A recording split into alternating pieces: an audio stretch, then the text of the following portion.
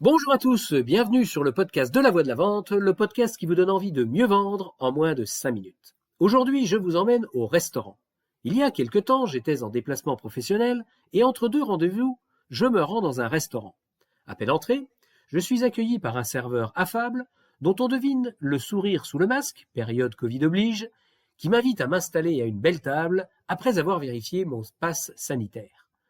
Je m'assois et avant même que je me saisisse de mon portable pour vérifier mes emails, il vient déposer sur la table une carafe d'eau et me propose un apéritif.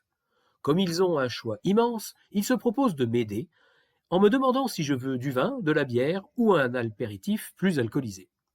J'opte pour une bière pression, ils en ont 5 différentes, ils me décrivent les 5, j'en choisis une, et ils poussent même le raffinement à me demander le type de verre que je préfère.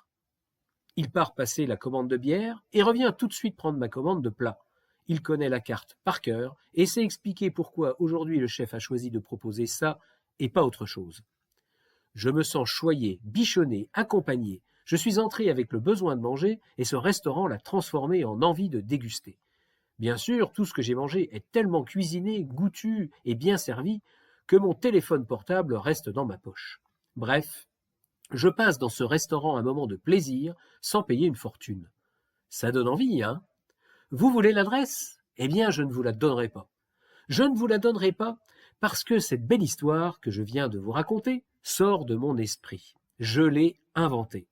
En fait, le resto où j'ai mangé ressemble comme 2 gouttes d'eau à la majorité des restaurants dans lesquels je vais depuis que j'ai commencé ma carrière de vendeur au début des années 90. Et voici ce que j'ai eu. À mon entrée, vérification du pass sanitaire, puis la question traditionnelle qui tue. Il est midi, personne dans le restaurant. Vous avez réservé? Non. Ah. Et le mec lève les yeux au ciel, soupire et commence à scruter la salle vide en réfléchissant où il va bien pouvoir me trouver une place. Il finit par en trouver une en face des toilettes et me demande si je veux un apéritif. Vous avez quoi en pression? Heineken. Ok. Eh bien, je vais commander directement à manger. Il m'approche un tableau et s'en va. Il revient prendre ma commande, je lui simplifie la tâche, entrecôte frites. Il ne sait pas si les frites sont maison. Bon, ça, je comprends, les frites, c'est pas un plat qu'on sert souvent dans un resto. Je laisse tomber le fromage et le dessert pour pouvoir partir plus vite et je commande une carafe d'eau. Résultat des courses, les frites clairement pas maison et beaucoup trop grasses. La viande de la semelle, le pot de moutarde oxydé et juste pour le fun, je vérifie les dosettes de ketchup périmées depuis un mois. Bien entendu, la carafe d'eau n'est jamais arrivée malgré 2 relances. En revanche, les toilettes sont propres.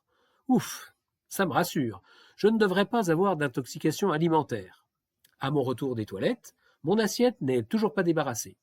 En revanche, le serveur a nettoyé toutes les tables des gens qui sont partis, et autour de moi, je vois des clients désœuvrés, seuls comme moi, qui attendent leur café.